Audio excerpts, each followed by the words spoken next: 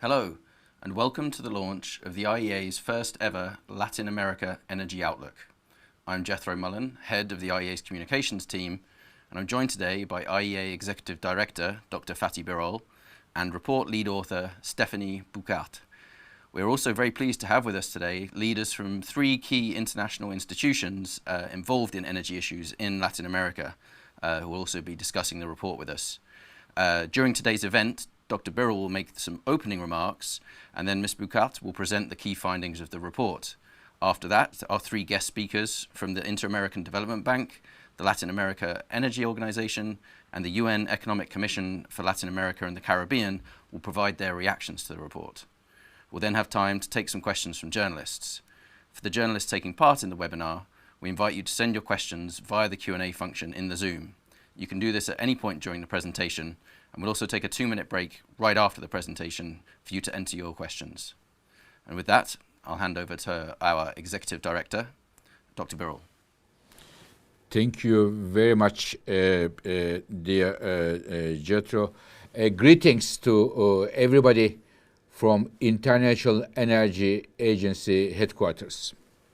As my colleague Mr. Mullen just mentioned, I am really very happy today to share with you some of the key findings of our first ever report on Latin America.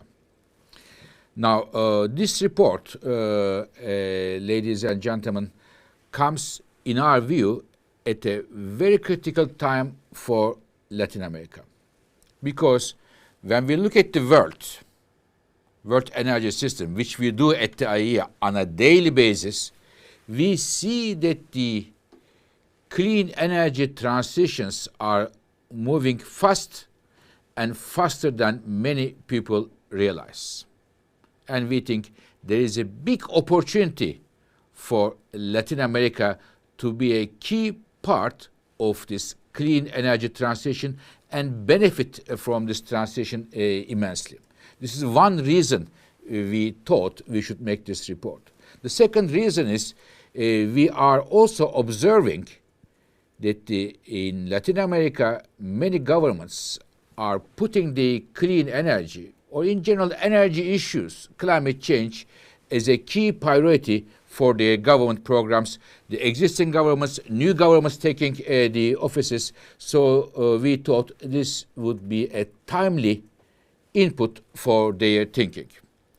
Now, this report is carried out with a big team at the International Energy Agency, and one of the two managers, the lead authors, with me today, my colleague Stephanie Boucart, my esteemed colleague. Thank you very much, Stephanie, to you and to your team. Also, my colleague Brent Vanna, who is the second lead author of this study. I am really impressed with the depth and breadth of this analysis. My colleagues not only look at the Latin America as a whole and as a group, but they did also made a country-by-country analysis of several key countries' economies in the region, such as Argentina, such as Brazil, such as Chile, Colombia, Mexico, or Costa Rica. All these countries now have an energy strategy, their future energy system as an input for their consideration. And I am also very impressed that throughout this study, which took almost a year, my colleagues were in close contact with the governments in Latin America, with the industrial players, with NGOs, with academia, several workshops, several discussions, dialogues, and we benefited from them immensely, and I wanted to thank all of them here at this very meeting. Dear colleagues, when I look at the report, I see one message, a clear message emerging, which is Latin America has a major opportunity at its fingertips. And I mentioned to you that the clean energy is moving fast. And in general, we believe a new clean energy economy around the world is emerging, and Latin America can well be a key beneficiary with all the resources the countries in the region has. These resources range from the existing traditional fuels such as oil, such as gas, to lithium, to hydropower, to biofuels, and wind and other different clean energy sources. And countries in the region has a impeccable reputation when it comes to sustainability. And I would say always sustainability is in the DNA of the decision makers in Latin America. Different countries, different political parties come and go, but it is in the DNA, the sustainability of the countries in the region. And when we look at the numbers, we see the impacts of it, for example, in terms of electricity sector, power generation. The carbon footprint of the Latin America is one of the lowest in the world, about the half of the global average, thanks to a huge amount of hydropower, bioenergy, and others. Now, we also look at the current energy system, and we also see that the countries do have, of course, oil and gas. Even though we are seeing a transition to clean energy, we are also well aware of the fact that the oil and gas will be with us years to come, but also we know that their contribution needs to slowly but surely, in some cases, decline to be in line with our climate goals. But in the meantime, countries will make the most out of their resources, be it is the oil and gas or biofuels or others. Now, we see that in terms of critical minerals, our report shows the countries in the region has huge potential. Because when we make the electric cars, solar panels, windmills, and others, we need critical minerals. And when we look at the countries in the region, they have a huge potential. For example, lithium, one of the most prominent critical minerals. The region has about half of the global lithium potential, and we call it the lithium triangle. Chile, Bolivia, and Argentina has huge reserves there, but not only lithium. When it comes to other important materials such as copper, again a major component there. Chile, Peru, Mexico, significant amount of copper resources, silver, graphites, again there, nickel, rare earth materials. There is a huge potential of critical minerals. Of course, to have the potential is something, to benefit from that economically is something else. So it is the reason why we have this report, to make some suggestions to the countries in the region. What is the best way? How to maximize the economic benefits of these reserves? Now, we know that the countries in the region went through economically a difficult time, the decade, I should say. Their economy increased rather slowly when we compare to the global averages. About 1/3 of the global economic pace was observed in Latin America, but we think, thanks to it is all these energy resources, the traditional ones, and also the clean energy resources, there is an important opportunity to use these energy resources to boost the economic growth of today and also tomorrow. When it comes to the climate responsibility of the countries, even though the countries in the region do not make a significant contribution to the global CO2 emissions, most of the countries made significant, ambitious pledges and also commitments.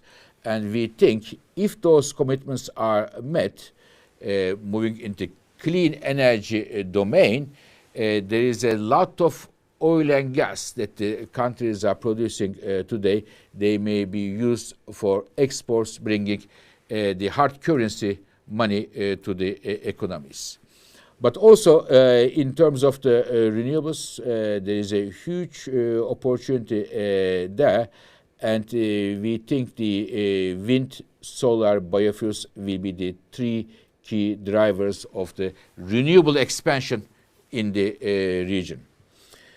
And thanks to the renewables, a new technology emerging, which is the hydrogen, there is an ample opportunity in the region.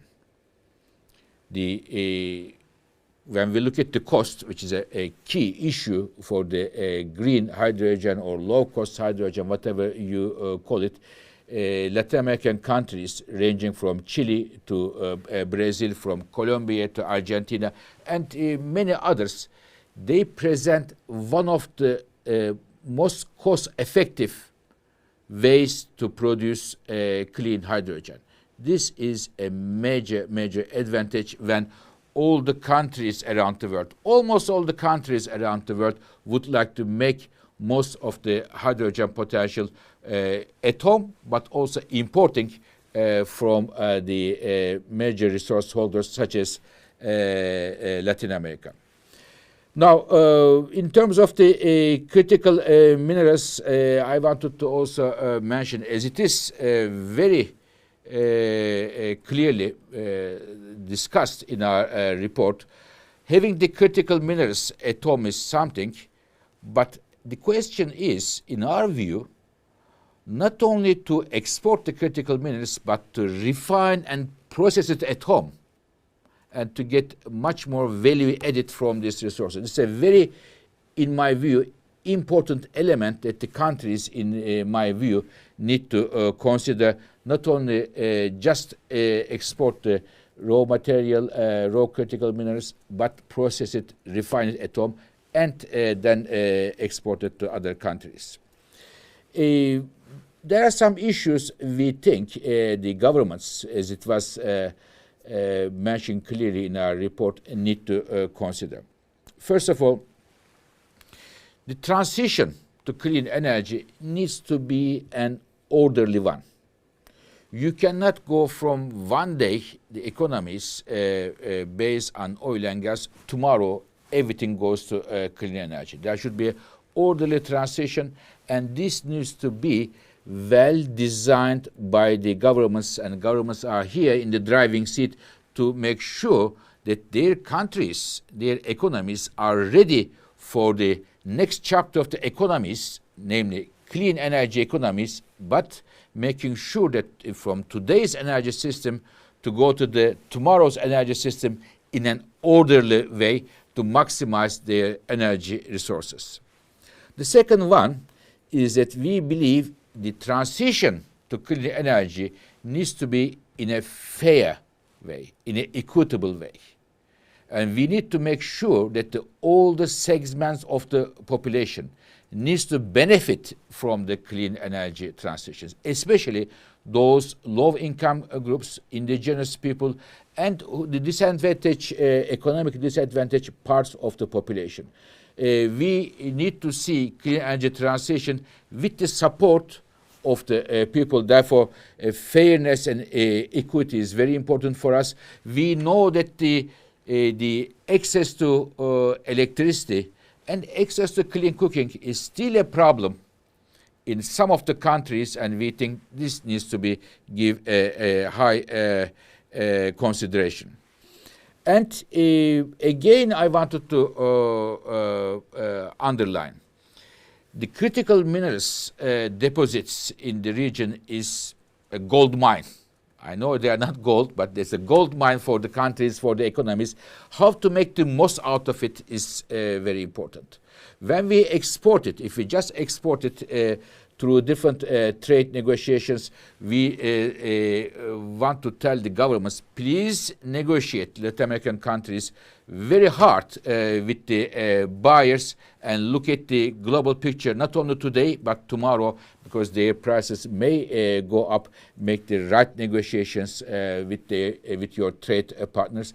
But also, as I mentioned before, please make sure that you have the investment capabilities working with the companies in your country or in other countries in order to build the processing and refinery industry in your countries and send it to other markets. And here, the Latin American countries have an a very important advantage vis-a-vis some other potential exporters of critical minerals, because if it is processed in Latin America, given the clean electricity option there, the carbon footprint of the critical mineral processing will be very low, so provides an advantageous position for these countries. So what needs to happen in our report that my colleagues put together in a very clear way? There are three areas that I would like to highlight. The first one is the investment. Now, currently, the clean energy investment in the region is about 75 billion US dollars on an annual basis. And in order to have an orderly transition, in order to make Latin America a clean energy powerhouse, this investment needs to double, about 150 billion US dollars by 2030. This is definitely within reach because the potential is huge. It is important to make sure that the investors find see the good potential in Latin America. Rule of law is there, democracy is there, and a lot of good potential for economic growth is there. And I see with the right policies in the countries, I see no major problem. The investment will flow and double the current numbers. The second one is that we would like to call upon the international organizations and the countries around the world to support the clean energy transition in the region. In my view, both the regional and international financial institutions need to support the clean energy transition in Latin America, which is good for those countries and good for the global economy and also sustainability. And the third and the last one, we believe the regional cooperation among the countries will be beneficial for all the countries in the region. There were a lot of good efforts from, for example, such as Mercosur. Perhaps it is not a full success yet, but when it comes to energy, especially electricity and maybe other sources of energy, regional integration and having a clear strategy as Latin America would be beneficial for all these countries in the region. And we very much hope, as International Energy Agency, that this report, the first it is in its kind for Latin America, would provide a good input to build this strategy so that we have an effective and a successful regional cooperation among the Latin American countries. Thank you. Over to you, Mr. Mellon. Thank you very much, Executive Director. We'll now have the presentation of the report's key findings from lead author Stephanie Boucard. Over to you, Stephanie. Thank you very much. I'm really pleased today to present some of the key findings of this first Latin America Energy Outlook. Latin America and the Caribbean represents 8% of the global population, 7% of the global economy, but definitely, as our Executive Director just said, it can play an outsized role in the new energy economy. Within this report, we didn't look at the region as a whole, as Dr. Birol said, but we have looked at the specificities of the countries, as each country has its own resources, own history, own geography, own challenges, and own opportunities. So to start with, let's have a look at how the regions compare to the global average. First, in terms of fossil fuel share, the fossil fuels account only for 2/3 of the primary mix, which is quite different from the global average of 80%, and this is notably linked to the relatively low use of coal in the region compared to the quarter that we have globally. On the other hand, oil represents a larger share in the region, accounting for the majority of the fossil fuel used, accounting for 40% of primary mix in the region. But as it is well known, the use of renewable energy has been really a mainstay in the region, especially in the power sector. And we see that hydropower has been really the long-time foundation of electricity at 60% share of renewables of within the electricity generation, we really see that it's quite different from the global average, twice the rate. In Costa Rica and Paraguay, for example, 100% of electricity is today produced via renewable. We see a similar role of renewable energy in the transport sector, where biofuels account for 10% of energy consumption in the transport sector, so again, twice the global average. However, on the energy efficiency side, the region is lagging behind somewhat. Energy efficiency improvement has been much lower than the global rate, and we see that there is significant room to increase policy coverage on energy efficiency, as less than a third of countries have today minimum energy performance standards for industrial motors and household appliances, and only a few countries have mandatory building energy codes. So this gives an idea of where the region stands today, but what about where it could go? So thinking about the future, we look at the different options that the country and the regions could have. So first, on vast natural resources. The region is poised with amounts of renewable energy, has some of the best solar and wind resources in the world, along with hydropower and bioenergy. So anywhere in dark orange or dark blue within this map will be high quality solar resources and high quality wind resources. So together, this holds great promises for generating cheap electricity as well as cheap, low emissions hydrogen. The region is also rich in fossil fuel, accounting for 15% of global oil and gas. As our executive director said, the region is today a net exporter of crude oil, but still a net importer of natural gas. But beyond traditional energy sources, the region has also significant reserves of critical minerals, so notably lithium and copper. So overall, the region's ample resource and also long history of policy innovation mean that the region is really well placed to thrive in the coming years, knowing also that the region is quite well placed to access nearly all markets today. So now turning back to the outlook for oil, which is, as I said, the largest fuel in the region's energy mix, accounting for 40% of the primary mix compared to the 30% global average. In the stated policy scenario, so which reflect today's policy setting in each country, combined also with projected population and economic growth in our detailed global energy and climate model, oil use is broadly stable and its share is though declining. However, fulfilling all pledges and targets on time sets out a very different pathway for the region, leading to decline in fossil fuel use. In this scenario, so in the announced pledge scenario, oil use is cut by nearly 10% by 2030, with most reduction coming from the transport sector, thanks to an increased availability of public transit, efficiency gains, but also ramp up of cleaner fuels such as biofuel, and electric vehicles, with 16 million electric vehicles on the road by 2030.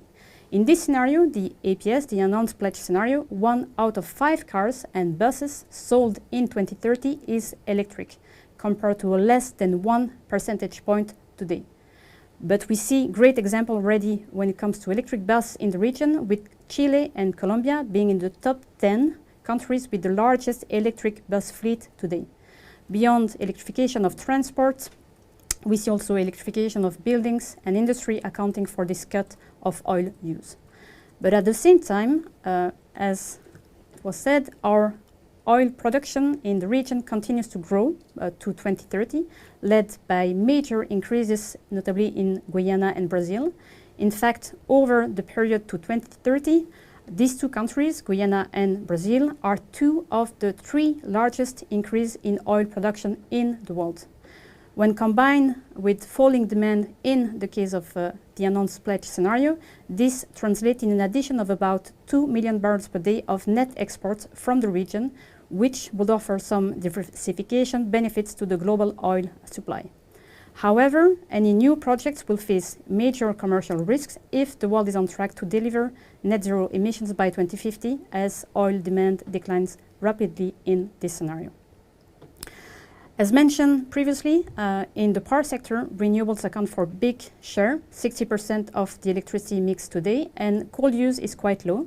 So these two factors give the region, Latin America and the Caribbean, one of the cleanest electricity mix already today and in the years ahead. Today, generating 1 kilowatt hour of electricity emits an average of 220 grams of CO2, which is about half the global average. By 2030, in the EPS, to the announced pledge scenario, this rate falls by almost half, well ahead of the global average. This is notably linked to the fact that most new electricity demand is met by wind and solar PV, which translates in a tripling of their share to about 30% by 2030. Of course, each country follows its own path in the EPS, as some countries rely much more on hydro, such as Colombia and Brazil, while wind and solar PV is much more important in Chile. Compared to other regions of the world, this CO2 content is very low within the power sector. By 2030, while advanced economies close to the gap, emerging market and developing economies have much less clean electricity sectors. So this clearly provides Latin America with a springboard for transition in the electricity sector and to produce also low emissions hydrogen, but also other industrial products. So now turning to emissions, the region has accounted for 5% of all global energy-related greenhouse gas emissions since 1971.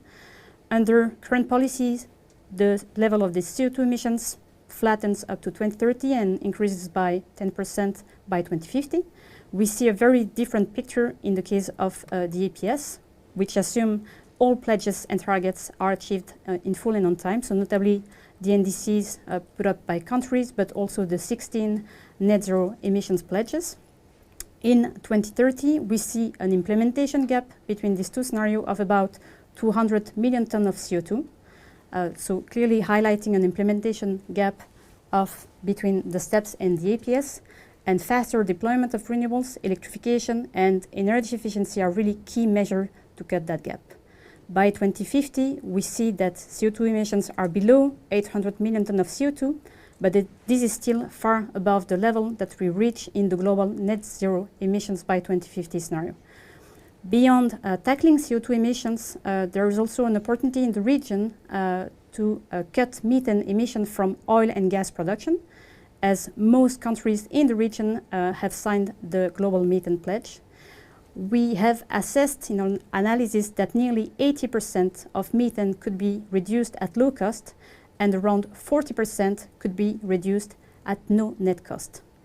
In addition to the energy-related emissions shown here, emissions from land use and agriculture sector, which account for around half of all the greenhouse gas emissions in the region today, are very cut quite quickly and reach net zero by 2030 in the EPS. And this is mostly driven by reduced deforestation, as over 80% of the forests in the region are in countries which are part of the Glasgow Pledge, aiming to stop deforestation by 2030. So to recap, we see that the region, Latin America and the Caribbean, has clearly all the ingredients to achieve a people-centered and inclusive transition, as highlighted in the case of the announced pledge scenario. So first, by improving access to clean cooking, the region could reduce premature death from household air pollution by about 35%, so 30,000 people. By improving also access to electricity, as there are still 17 million people without access to electricity, so really reaching the last mile. And the clean energy transition also offers new employment opportunities, with clean energy jobs growing from 3 to 4 million, and this could also contribute to bring workers more into the formal economy. But of course, to achieve that, as our executive director said, we need a boost in clean energy investments. In the EPS, those investments need to double, with a shift from a 1-to-1 ratio today between fossil fuel investment and clean energy investment to a 4-to-1 ratio in favor of clean sources already in the 2030s in the EPS. But beyond achieving its own transition, the region can also secure its position in the global energy economy. First, by boosting biofuels production, as the region has also potential for becoming an important biojet kerosene exporter as well to support aviation decarbonization. Second, by increasing and ramping up low emissions hydrogen production. By 2030, we see that the region could produce 2 million tons of low emissions hydrogen, with half being for export and the other half for domestic purposes. And by boosting also the production of critical minerals, which could enable to increase revenue from critical minerals by 50% already by 2030 and overtaking fossil fuel revenues already in the longer term in the case of the APS. But of course, sustainable success in all of these points, so to increase biofuels production, critical minerals production, and low emissions production, require adherence to high environmental, social, and governance standards, and inclusion in benefits for the local communities. So to conclude, Latin America and the Caribbean is really set to play an outsized role in the new global energy economy, and stronger economic growth could be unlocked with sound energy policy and resource development. Thank you for your attention. Thank you very much for the presentation. So we're now very pleased to be able to hear from Ariel Yepes, who is the Infrastructure and Energy Sector Manager at the Inter-American Development Bank. He is joining us live from Montevideo in Uruguay, where the Latin American Energy Organization's ministerial meeting is taking place today. So Mr. Yepes, over to you. Thank you, and good afternoon to the Latin American energy community and to our colleagues in the International Energy Agency. It is a privilege for the Inter-American Development Bank to address you today for the presentation of the first Latin America Energy Outlook. The IDB thanks and congratulates Fatih Birol and his team for this report, and we are honored to have participated in the consultation process and providing inputs and resources. The report has a rich perspective on the region's major advances in the energy transition. Latin America faces important opportunities to accelerate a fair and inclusive energy transition, generating employment, taking advantage of the new frontiers in electrification, developing new fuels such as hydrogen, and enabling a sustainable use of critical minerals for the energy transition. Latin America as a region has the cleanest electricity matrix on the planet, with practically 60% of the generation coming from clean sources. The region ambitions does not stop there. 16 countries have committed to the RELAC initiative to reach a 70% share of renewable energy in electricity generation by 2030. At the IDB, we are moving forward by supporting the region in decarbonizing new frontiers of energy consumption. In regional integration, which is critical for the energy transition, the bank leads the technical secretariat of the 4 main regional electricity integration initiatives in the whole region. Together with the Green Climate Fund, we have structured a $450 million fund with highly concessional resources to accelerate the transition to more resilient electric public transport.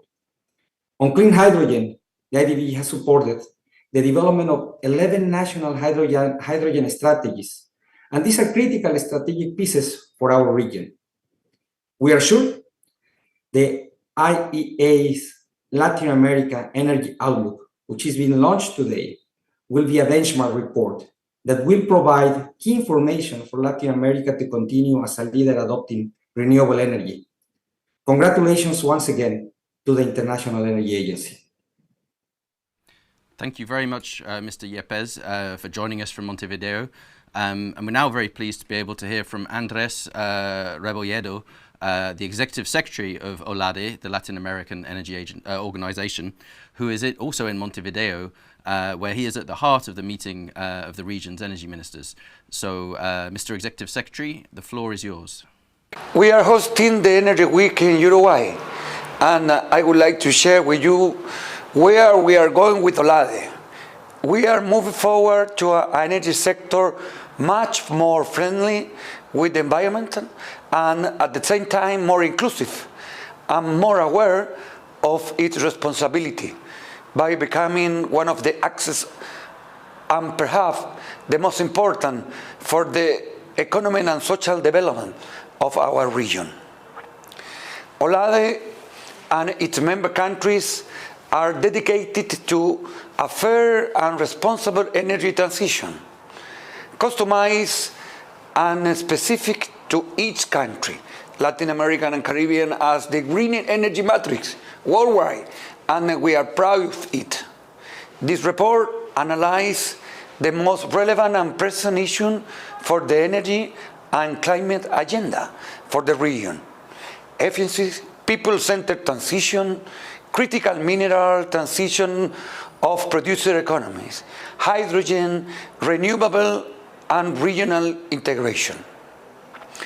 We appreciate cooperation on key instances of regional dialogue, such as the high-level work session in Santiago in March this year. Looking forward to further deepen cooperation between our agencies, identifying common ground across these areas. We are celebrating this year our 50th anniversary and look forward to congratulating our sister agency on its 50th anniversary. Thank you, Executive Secretary Rebolledo of OLADE. Congratulations, obviously, from the IEA on OLADE's 50th anniversary, and we too at the IEA look forward to celebrating our 50th anniversary next year in 2024. So our third and final guest speaker is Jose Manuel Salazar Chirinax, who is Executive Secretary of the UN Economic Commission for Latin America and the Caribbean. Mr. Executive Secretary, the floor is yours. Dear Dr. Fatih Birol, Executive Director of the International Energy Agency, dear Ms. Ana Maria Ibañez, Vice President of the Inter-American Development Bank, dear Mr. Andrés Rebolledo, Executive Secretary of OLADE, dear colleagues, it is a pleasure and an honor to have the opportunity to join you in this very important launch of the Latin America Energy Outlook 2023, developed by the International Energy Agency in close collaboration with OLADE, IDB, and ECLAC. As you may recall, ECLAC hosted the meeting to provide regional high-level experts inputs for the modeling and elaboration of this report in Santiago last March, and it is wonderful that today the International Energy Agency is launching it. As you might know, ECLAC is strongly promoting a sustainable, inclusive, and just energy transition based on the simultaneous advancement of 5 key pillars of action. First, universal access to electricity based on renewables. Second, significant increase of renewable sources in the energy mix. Third, increased energy efficiency in all productive sectors, residences, and buildings. Fourth, greater energy interconnection and integration among countries to increase economies of scale and security. And fifth, greater energy resilience and security in the face of external shocks. This energy transition represents a triple win solution for our region. It improves the well-being of our societies, enhances the sustainability and resilience of our economic activities, and facilitates decarbonization to protect our environment. To ensure that no one is left behind, we must work towards universalizing access to electricity, especially for low-income households. This might involve subsidies for renewable infrastructure and distributed generation, as well as fostering community engagement. Despite significant progress in electricity access in our region, some 16 million people, mainly in remote areas, still lack access to this vital service. Moreover, an alarming 90 million people do not have access to clean cooking systems, which adversely affect their health. Simultaneously, we firmly believe that the energy transition can serve as a driver of productive transformation towards a cleaner development model in our region. Energy is a fundamental need for all communities and economic sectors. Therefore, the deployment of renewable energy sources and related industries must be based on the development of local and regional enterprises and expanded value chains. This approach enhances economic efficiency, sustainability, and resilience across all sectors and holds the potential to generate multiple social and environmental benefits. For instance, our estimates show that an 80% increase in renewable electricity generation in South America could create up to 7 million green jobs and reduce CO2 emissions by 32%. The Latin American region is also blessed with abundant natural resources necessary for sustainable energy production. This includes ample sources of solar, wind, biomass, hydro, and geothermal energy. Furthermore, the region possesses strategic minerals, a skilled workforce, engineering expertise, and labor capabilities that can significantly enhance the value across the entire production chain. To accelerate national and regional energy transition pathways, we must work together to strengthen key public policies and enabling conditions. This includes modernizing regulatory and governance frameworks, enhancing regional energy interconnection and integration, and improving data and information accessibility for policy and decision-making. The report is a significant step forward in this regard, providing invaluable scenarios and insights, including a net zero scenario. The current global context, characterized by multiple crises, presents both an enormous challenge but also an opportunity for change. This underscores the importance of collaborative efforts between governments, the private sector, and communities to facilitate the necessary energy transition. Dear colleagues, we would like to express our appreciation for the collaboration with the IEA in the creation of this comprehensive report, the Latin America Energy Outlook, which will undoubtedly be an essential reference for decision makers and stakeholders in the energy sector. As you explore the report, you will find valuable insights and guidance on advancing the energy transition in our region. As always, our ECLAC team remains at your service for supporting the creation of a more productive, inclusive, and sustainable future in our countries. Thank you very much. Thank you very much, Mr. Executive Secretary. So that's the last of our guest speakers, and we now have some time to take questions from journalists. So we invite the journalists in attendance to send your questions through the Q&A function of the Zoom, if you haven't done so already. And please, if you can, mention your media outlet along with your question. We'll just take a 2-minute break to give you a chance to enter your questions, and we'll be right back.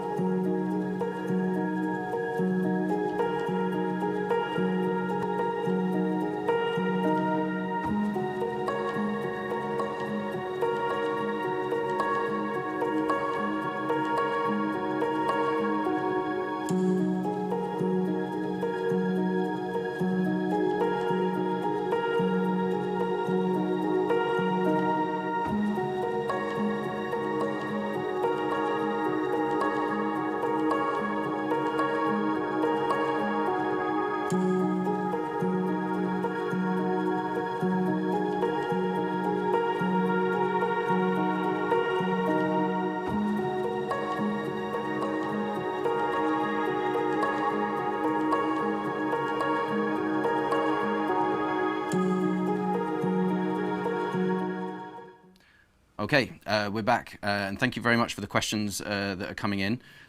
So we're going to get to as many of them as we can in the time we have. We have one on critical minerals. how can Latin America make sure its critical mineral resources benefit its own economies rather than just providing raw materials for industries in other regions? And then a question a bit outside the energy sphere, but affecting emissions, obviously. So given the significant deforestation occurring in Latin America, how was that included in your analysis? How do you take that into account in your scenarios? So I think those two questions, I'll maybe let Stephanie Boucart, lead author, address those two. Over to you, Stephanie. Thank you very much for those questions. Indeed, as our executive director said at the beginning, there is an opportunity for Latin America and the Caribbean countries to move up in the supply chain of critical minerals by processing and refining critical minerals domestically. And we see that as a great opportunity also for the world, because it will mean that those critical minerals will be greener, given that processing and refining are electric intensive parts of the supply chain of critical minerals. So with the low emissions electricity that the region has already today, it will mean that we will have access to greener critical minerals in the future. Then maybe on the other question about deforestation and land use, in our scenario, so within our model, we have worked closely with colleagues from IASA, covering land use and agriculture sector. Within their modeling, we have coupled our two models to ensure that in our scenario we take that into account. So it means that notably the Glasgow pledge, in the announced pledge scenario, is taken into account, and we take into account the stopping of deforestation by 2030 for most of the countries in the region, which means that we see a potential to cut greenhouse gas emission from that sector by 2 gigaton already by 2030. And in addition to that, given that our two models are coupled, we also see that all the increase of biofuel production is not done at the expense of the land use sector, so it means no deforestation coming from this increase of biofuel production in our scenarios. Thank you very much, Stephanie. So we've got some more questions, some good ones. This one from Jordi Zamora from Agence France Presse. Who highlights a sentence in our press release that we put out this morning for the launch of the report, which says, if countries' announced pledges are realised, Latin America and the Caribbean would see renewables meet all energy demand this decade.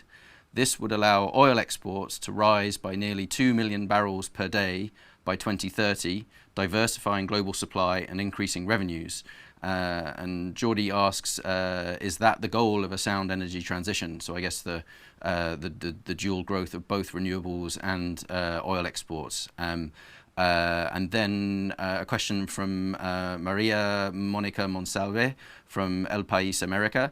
How does the goal proposed for COP28 to triple renewable energy worldwide by 2030, how would this impact Latin America and the Caribbean? Another good question. And then we have one also on the G20. Next month, a leading Latin American country, Brazil, will take over the G20 presidency. What does the IEA expect from Brazil's presidency in terms of energy and climate? So I think those are three questions that our executive director, Dr. Fatih Birol, can take. Over to you, Dr. Birol. Of course. Thank you very much, Jethro. Let me start from the first one. Our report finds out that if the Latin American countries push the clean energy options, they would free up 2 million barrels per day of oil to be exported. So I don't see any contradiction here, because the world will not stop using oil. It will hopefully use less oil in the future, but the world will use still oil. And if the Latin American countries, by pushing the, biofuels, by using energy more efficiently, pushing the electric cars, electric transportation, they can free up. They're already producing oil. Oil is produced there. And instead of using it at home, if they can export it to other countries, they can get some money, which will be good for their economies. We don't see a contradiction there. What we are seeing is oil will not be stopping tomorrow. We will still use oil less and less, but this 2 million barrels per day would be a good contribution from the countries of Latin America.